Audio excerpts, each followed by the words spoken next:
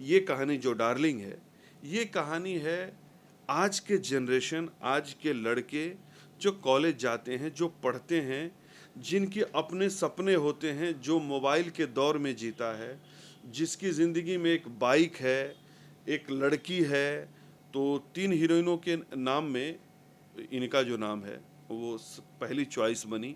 आज के जनरेशन के लड़के की क्या ऐसी जर्नी हो, क्या ऐसा हो उसकी ज़िंदगी में कि वो सबका चहेता बन जाए और उसकी मंजिल उसको मिल जाए।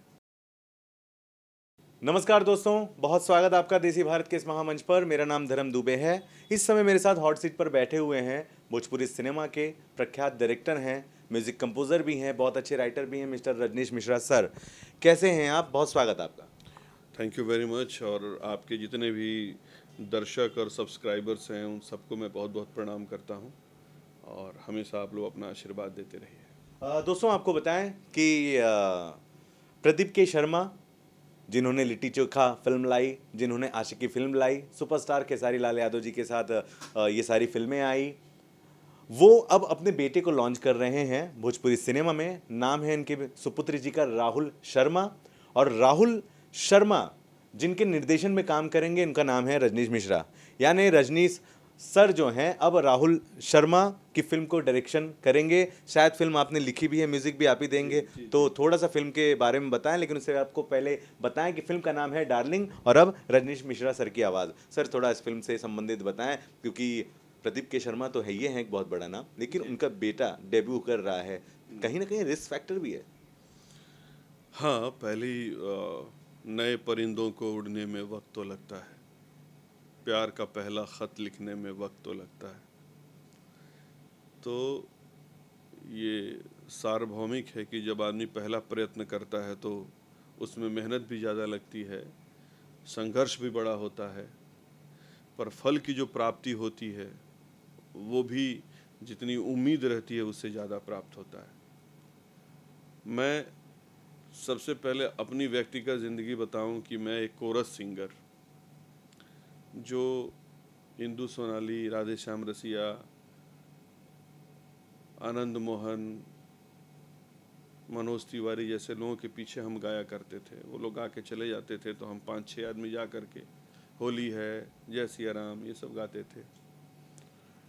और मैंने कोशिश की, प्रयत्न किया, और आप लोग की आशीर्वाद और दुआओं से मैंने पहली फिल्म जो एज ए म्यूज़िक डायरेक्टर बनाई, वो फिल्म का नाम था, एज ए म्यूज़िक डायरेक्टर जो म्यूज़िक दिया मैं, उसका नाम था निरहुआ रिक्शा वाला।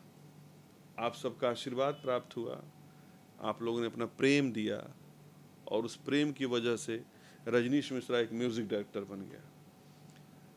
और डायरेक्शन का सिलसिला, म्यूजिक डायरेक्शन का सिलसिला ऐसा चला कि मैंने 100 फिल्मों से ऊपर म्यूज़िक कंपोज कर दिया।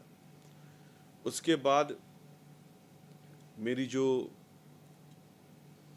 फिल्मों का म्यूज़िक का दौर खूब परवान पे था, और फिल्में मैं उस समय कर रहा था निरहुआ हिंदुस्तानी, पटना से पाकिस्तान, मोकामा 0 किलोमीटर, जिसके गाने धूम मचाए हुए थे, निरहुआ रिक्शा वाला 2, सब गाने उसके खूब बज रहे थे, चारों तरफ चल रहे थे। और उस बीच में मैंने सोचा कि मैं डायरेक्शन करूँगा, और मुझे कुछ सुपरस्टारों ने ये ज्ञान दिया कि भैया आपका तो म्यूज़िक का करियर ही ख़त्म हो जाएगा, जब आप एक बार डायरेक्टर बन जाओगे तो कोई डायरेक्टर आपको अपने पास नहीं बुलाएगा।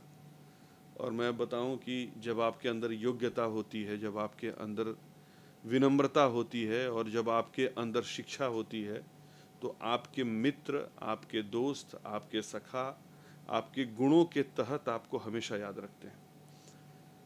और पहली फिल्म एज ए डायरेक्टर किया, वो फिल्म बन गया मेहंदी लगा के रखना।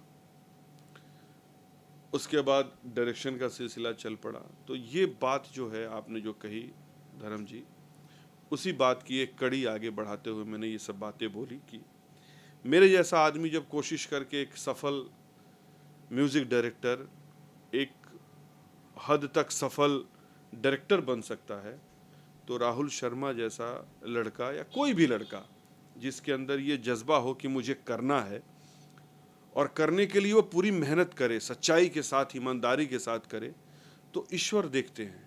और जिसको जब ईश्वर देखने लगते हैं तो आप सब जनता जनार्दन, उसका काम अच्छा हो जाता है, और फिर जनता जनार्दन उसको अपना प्यार, अपना आशीर्वाद देती है। और जिसको जनता जनार्दन का आशीर्वाद प्राप्त हो गया, फिर क्या, फिर तो उसके लिए आसमान है। लेकिन सवाल मेरा ये था कि एक नए चेहरे को निर्देशन देना आपके भी करियर के लिए कहीं ना कहीं रिस्क फैक्टर होता है, क्योंकि हाँ। आप एक बड़ा नाम हैं, आप सुपरस्टारों के साथ काम कर रहे हैं इस समय।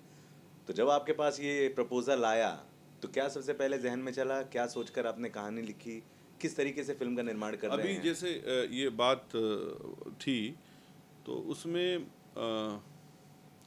राहुल शर्मा नए नहीं हैं। इसके पहले उन्होंने हिंदी फिल्म की है, और हिंदी फिल्म किया है और बहुत अच्छा काम किया उसके अंदर, बहुत बढ़िया। प्रदीप जी, चूंकि जो उनके फादर हैं वो भोजपुरी फिल्मों के एक सफल निर्माता हैं,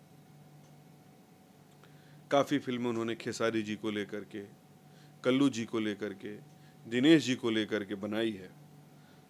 तो उनसे लोग हमेशा ये बात पूछते थे कि आपके बेटे सिर्फ क्या हिंदी में काम करेंगे कि भोजपुरी में भी काम करेंगे। तो बीइंग ए भोजपुरिया आदमी, मुजफ्फरपुर के हैं वो अपने, तो बीइंग ए भोजपुरिया आदमी, उनकी ये जवाब देने का तरीका ये हुआ कि उन्होंने एक दिन मुझे फ़ोन करके बोला कि भाई मैं एक फ़िल्म बनाना चाहता हूँ बेटे को लेकर के।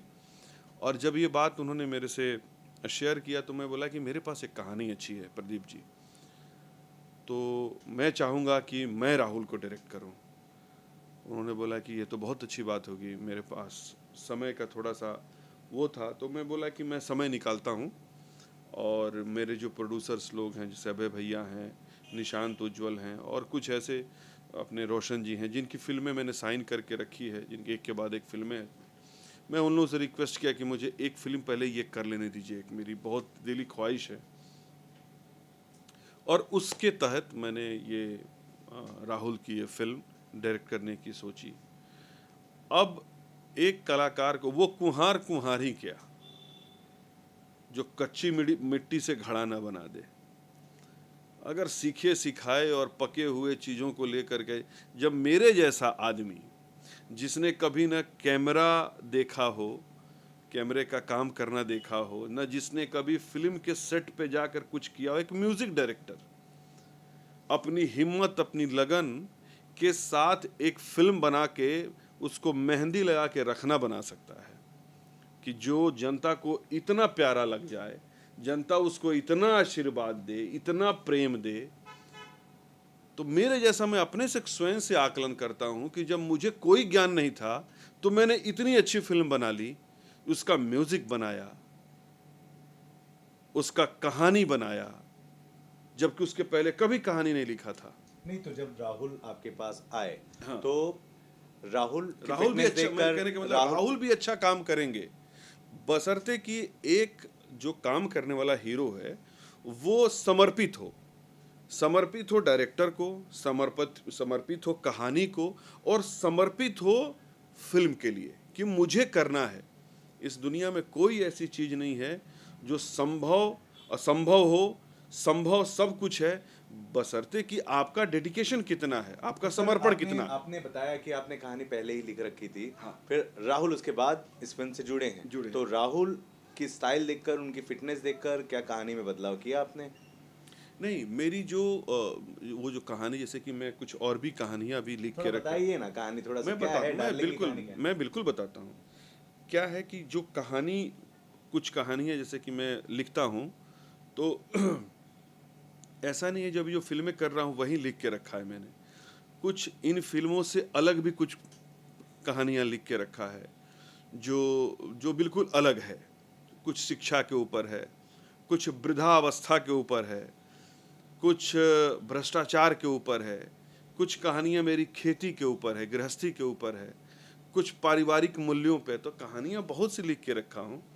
उसमें से कुछ कहानी मेरी जो है, ये कहानी जो डार्लिंग है, ये कहानी है आज के जनरेशन, आज के लड़के जो कॉलेज जाते हैं, जो पढ़ते हैं, जिनके अपने सपने होते हैं, जो मोबाइल के दौर में जीता है, जिसकी ज़िंदगी में एक बाइक है, एक लड़की है, अपनी दुनिया है, अपने तरीके की दुनिया है, और अपने तरीके से चलते चलते वो लड़का कहीं ऐसी जगह पे जाके खड़ा होता है, उसको एहसास होता है कि चल के आया कहाँ मैं।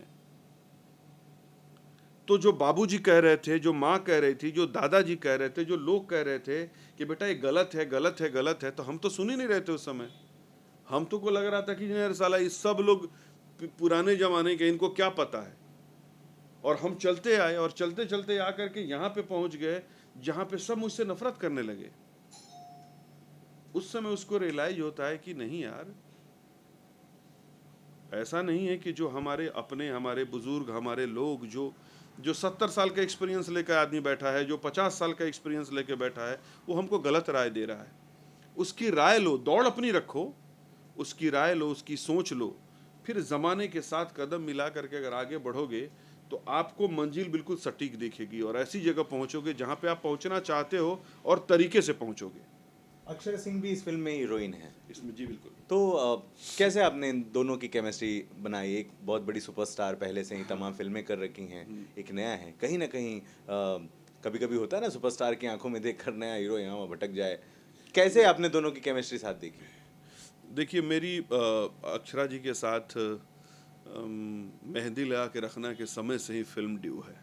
वो हमेशा आप को मैं बताते हुए हर्ष महसूस करूँगा कि वो पहली लड़की है जिसने कहानी सुन करके और बोला था कि सर ये कमाल की कहानी है। अनंजय रघुराज की ऑफिस में रात का समय था, लगभग 11 बजे हम लोग बैठे हुए थे, खेसारी भी थे, वो भी थी, और लोग भी थे हम लोग, और मैं स्टोरी नरेट कर रहा था, फाइट मास्टर थे, कैमरामैन थे। और जब स्टोरी नरेट किया तो उस लड़की ने ये बोला कि सर कमाल की कहानी है। तो उसकी तमन्ना थी मेरे साथ काम करने की, और हकीकत में मतलब देखिए इस फिल्म में पहले अक्षरा कास्ट हो चुकी थी पहले ही, कहने का ये मतलब है आप? हाँ, नहीं कास्ट नहीं, मैं आपको पूरी जर्नी बता रहा हूँ कि उसके बाद उनके साथ मैं कई बार इत्तेफाक बनाया कि मैं ये फिल्म करता हूँ अक्षरा के साथ, ये फिल्म करना। वो मेरा बहुत सम्मान करती हैं। और जब वो अभी सिंगर नहीं थी तो हम लोग की बातें होती, जो बोलती थी कि मेरे लिए गाना बनाइए, मेरे लिए ऐसा करिए, वैसा करिए। मैं उनको गाने वगैरह भेजते रहता हूँ कि ये देखो कंपोजिशन बहुत अच्छा है, वो मुझे भेजती है, कुछ गाती है। तो ऐसे करते करते हम लोग की दोस्ती और ट्यूनिंग अच्छी है। जिस दिन ये फिल्म की बात हुई तो उसमें मैंने बोला कि सर अगर इनकी लॉन्चिंग कर रहे हैं तो एक ये तो फ्रेश है, नए हैं, तो बाकी जो पिलर्स हो, बाकी जो आर्टिस्ट हों, वो सब हम लोग को थोड़ा सा स्ट्रॉन्ग हैंड्स चाहिए, जो मज़ा आए काम करने का। तो प्रदीप जी ने बोला कि बिल्कुल सही है। तो मैंने 3 हीरोइनों का नाम लिया। तो 3 हीरोइनों के नाम में इनका जो नाम है वो पहली चॉइस बनी कि बाकी कौन सी 2 हीरोइन थी? जो हमारी इंडस्ट्री की टॉप की हीरोइनें हैं, जैसे काजल जी हैं, आम्रपाली जी हैं, ये टॉप की हीरोइनें तो इस समय 3 ही हैं। कि और ऐसा नहीं मैं बोल रहा हूँ कि बाकी लोग टॉप की नहीं हैं, बाकी लोग भी बहुत ऊपर हैं, पर अभी मैं अपने फिल्म काम में जैसे काम करता हूँ उसके हिसाब से मैं बोल रहा हूँ।